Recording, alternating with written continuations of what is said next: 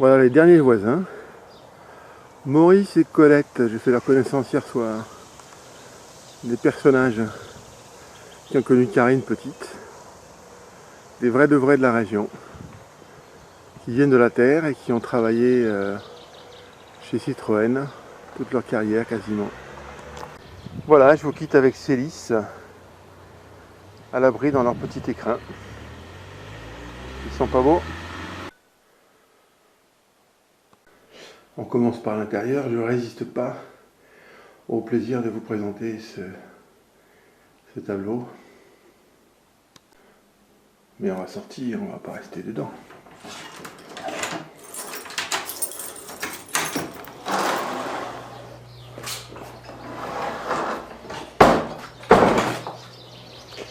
Voilà, je vous propose une petite visite guidée de ce lieu enchanteur qu'est la scie. Je ne sais pas si les couleurs de cet arbre de Judée ressortent bien, mais il est magnifique.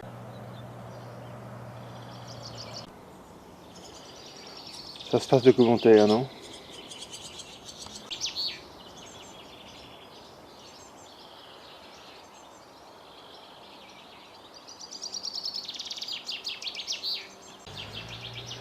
Nos voisins, discrets. Je crois que je ne les ai pas vus en un mois de présence ici.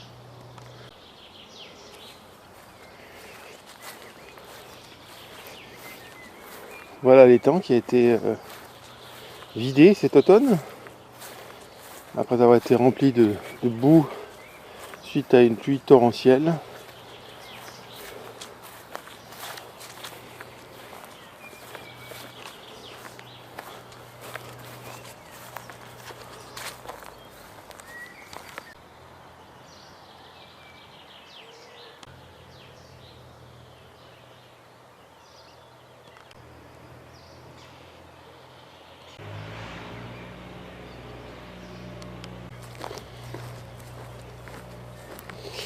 Voilà, puis derrière un étang, il y a un autre étang.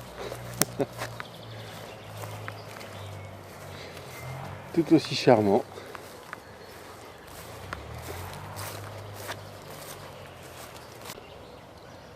Potager, qui est encore un peu embryonnaire, bien qu'il y ait déjà des fraises. Et un arbre à artichaut, comme je l'appelle.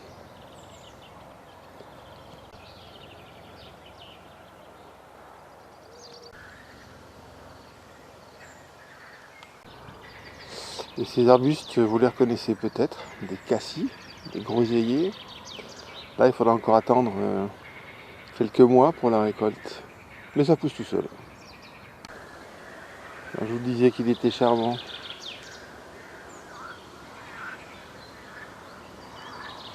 Et habité en plus.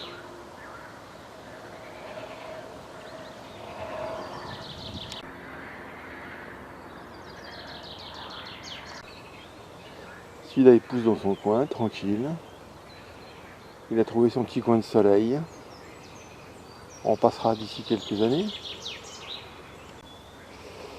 Alors, le troisième étang, en fait, il est chez le voisin.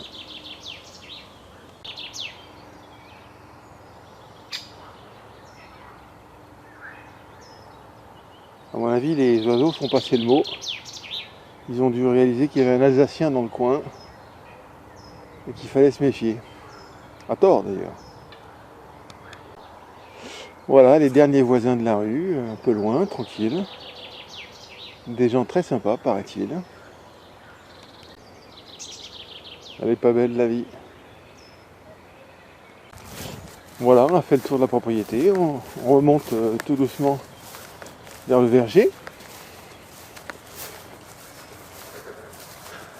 Un grand noyer. Voilà, il est là. Et puis derrière des couettiers. Ben ouais, on n'est pas alsacien pour rien non plus quoi. Alors là on a les framboises. Enfin, ce qui va devenir des framboises bientôt. Un peu de persil, de la ciboulette. Ça c'est l'abri à tomates. On m'a dit qu'elles arrivent bientôt. Le paillage, grande spécialité maison. Autour des berges et le long des clôtures, il est en gazon, le gazon coupé. Et là, c'est de la vraie paille, cherchée chez un paysan du coin, en attendant qu'on plante quelque chose. Ce qui n'empêche pas les fraises de mûrir, comme vous le voyez. Je vais attendre encore 2-3 jours avant de goûter la première. Alors ici, le petit coin salade. Et à côté, les radis. Et dont il n'y a pas que le bout rouge qu'on mange ici. On en fait aussi de délicieuses soupes avec les fans. Le cerisier maison. Voilà, il est seulement au stade vert, même si les fruits sont déjà là. Voilà la glycine que vous avez déjà vue en photo, mais là elle commence à être un peu défraîchie malheureusement.